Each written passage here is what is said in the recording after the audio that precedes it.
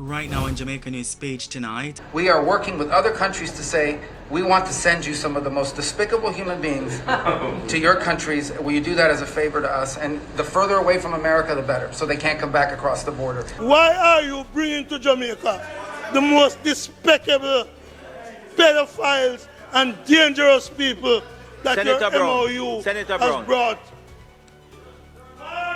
A heated clash in the Senate over Jamaica's controversial third country nationals agreement with the United States. Tonight, the growing political battle over the deal and more of the opposition senators' comments. Also tonight, Trump send them go back to their country, tell Andrew and Chang say their house big enough can hold them. So then if you put them up, not in St. Mary, especially in Granstown. Carrying Grand Yard, the yard big enough. Alright, this is a peaceful community, you understand? So if the deported them come here, we don't know where they come in our district come, do you understand? growing concern in St. Mary as some residents push back against the plans to temporarily house the third country nationals in their parish, while some say they're uneasy about the plan. Then, learn or leave. Learn or leave. As simple as that. learn or leave. St. Elizabeth Technical High School's principal sends a strong message after violent fights led to the expulsion of 12 students. Tonight, what the education minister has to say. Plus, there's good news tonight. A heartwarming graduation moment as a wheelchair-bound student is lifted onto the stage to capture a milestone she'll likely never forget. And there's more good news tonight. She had to overcome COVID-19. She had to fight through Hurricane Melissa. Many times we doubted if she would ever return to school. Yet through extraordinary courage, unwavering faith, and the support of family, dedicated medical professional, teachers, classmates, and an unbreakable determination, a burn survivor receives praise as she celebrates a milestone few thought possible, her remarkable journey of resilience and determination just ahead. Welcome back to Jamaica News Page tonight, news that keeps you connected to what's happening across Jamaica, and we're powered by viewers just like you. Please click subscribe and tap the notification bell to stay connected. Thank you for joining us, Janice Kenyon. Jamaica News Page tonight starts right now.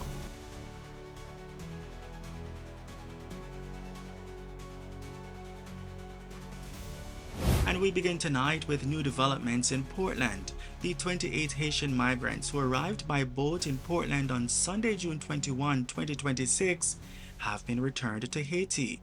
The group, made up of 21 men, 4 women, and 3 children, was returned Thursday evening after being processed. The migrants were located in 3 separate groups over 2 days after residents alerted police to suspicious activity. Lawmen initially detained 17 people before finding 5 more the following day. Another 6 migrants were later discovered on the campus of the College of Agriculture, Science and Education in the parish. Their arrival has reignited public debate over migration and Jamaica's role in the controversial Third Country Nationals Agreement with the United States. That debate continued inside Gordon House today. Opposition Senator Lambert Brown sharply criticized the government's agreement with the United States, which would allow third country nationals to transit through Jamaica before being sent to their final destinations. During Friday's Senate sitting, Senator Brown questioned why Jamaica would enter into such an arrangement, citing remarks made by U.S. Secretary of State Marco Rubio. We are working with other countries to say, we want to send you some of the most despicable human beings to your countries. Will you do that as a favor to us? And the further away from America, the better, so they can't come back across the border. I'm not apologetic about it. We are doing that. The president was elected to keep America safe and to get rid of a bunch of perverts and pedophiles and child rapists out of our country. Senator Brown argued the arrangement could expose Jamaica to dangerous individuals. Why are you bringing to Jamaica the most despicable, pedophiles and dangerous people that Senator your Brown. MOU Senator has Brown. brought?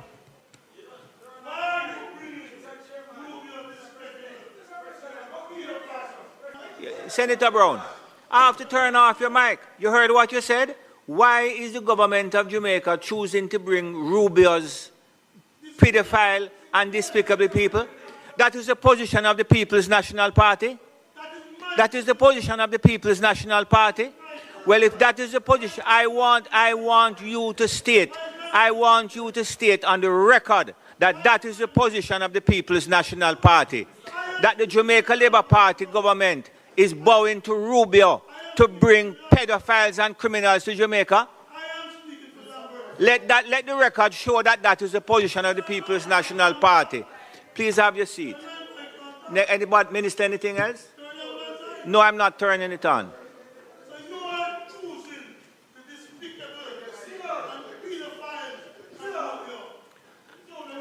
Look here now, I just want the record to indicate, that Senator Brown, speaking on behalf of the People's National Party, is saying that the government of Jamaica is choosing Rubio's Secretary of State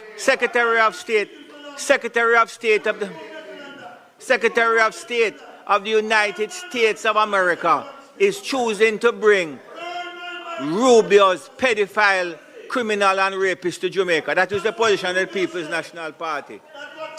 Look here, man, don't start me today at all. Senator Gale. Afraid of who, me?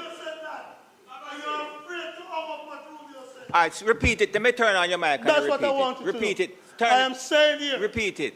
that in choosing to bring the TCN, Yes. you are choosing what Rubio said. Despicable pedophiles would want to get away from America. All right, okay. And to dump on us. And that is the position of the People's National Party. Brown's view. Meanwhile, Deputy Prime Minister and National Security Minister Dr. Horace Chang maintains that the third country nationals being sent to Jamaica are not criminals, but asylum seekers whose claims have not yet been determined by the United States. We have no agreement, no understanding, and there are no discussions to accept convicts from the United States. In fact, anyone coming from the United States is reviewed by the NIB before I indicate that they can land in the country. Dr. Chang also says that under the agreement, Jamaica could receive up to 25 migrants every 2 weeks, with no more than 25 remaining in the country at any one time. And in related news tonight, concern is growing in parts of St. Mary. Some residents of Grantstown are voicing strong objections following media reports suggesting that their community could temporarily house some of the third country nationals. Trump send them go back to their country. Tell Andrew and Chang say their house big enough can hold them. So then if you put them up, not in St. Mary, especially in Grantstown. Carrying going yard big enough. All right, this is a peaceful community, you understand? So if the deported them come here, we don't know where they come in our district come, do you understand? We don't want no murderers. We don't want no rapists. We don't want no pedophiles here. We have enough of our own problems here where we can't control our own people, much as we can control outsiders. Mm-hmm. If they are skilled workers, that because we need skilled workers here, we will accept some of them. If it was Jamaicans coming, Yes. they could come. Yes, because it's their home. Yeah, it's their home, but it's not Jamaica. They are not Jamaican. Where them up at the Trump keep them up there. The whole 14 parish need to come out and demonstrate on this. You're supposed to find out from the people them. Same way like how when you know want the vote, you know, go around and want to talk to people, and want to get people this, and want to get people. When you are going to bring things like that to the people, them, talk to the people them and find out how the people them feel about certain things. You can't just push things on the people them because we have no say. No, we have say. And a full time for Jamaica unite and stand up for what them believe in. The government has not confirmed exactly where the migrants will be housed or when the first group will arrive. In other developments tonight, a man was fatally shot by police during an alleged shootout in the Quarry Hill community of Spanish Town, St. Catherine on Friday morning. According to investigators, members of the St. Catherine North Proactive Investigation Unit and the Area Fugitive Apprehension Team were searching for wanted gunmen when they reportedly saw two men scaling a wall behind the premises. Investigators said the men allegedly opened fire after being challenged. Officers then returned fire, and when the shooting ended, A man known only as Ren was found suffering from gunshot wounds. He was taken to the Spanish Town Hospital where he was pronounced dead.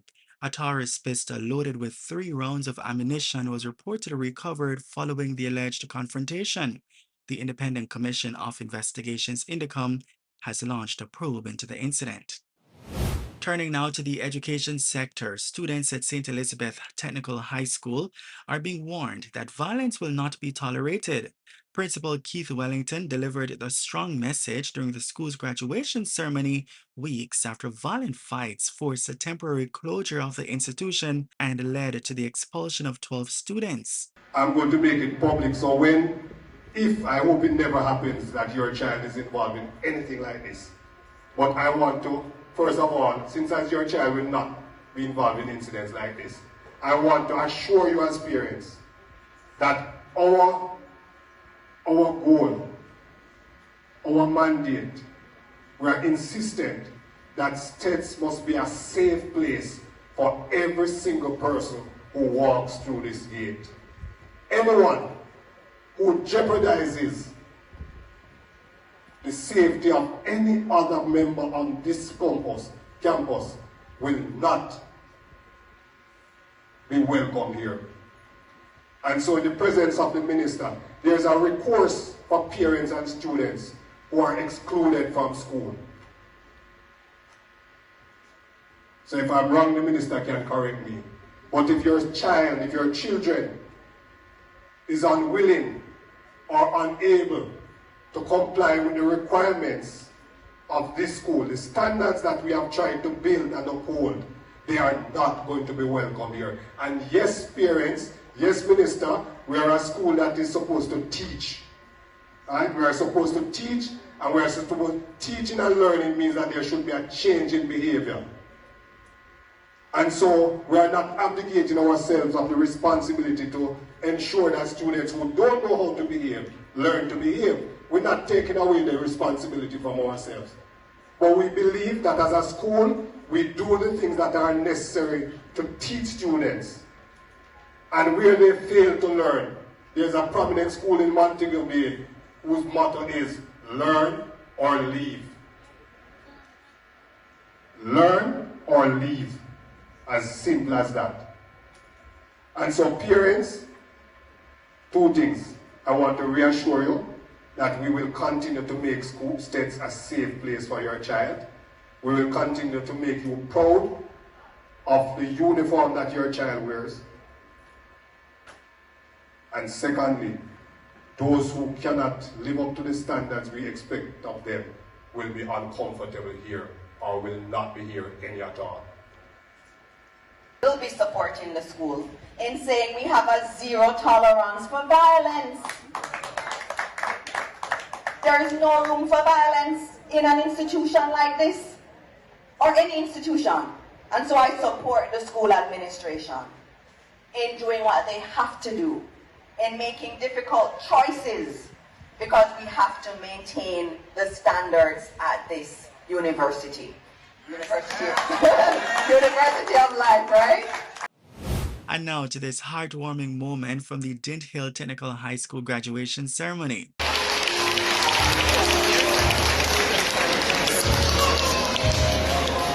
Her name is Shanoy, and as you can see, she uses a wheelchair, but with the help of her father and school officials, she's being lifted onto the stage to capture a milestone she'll likely never forget.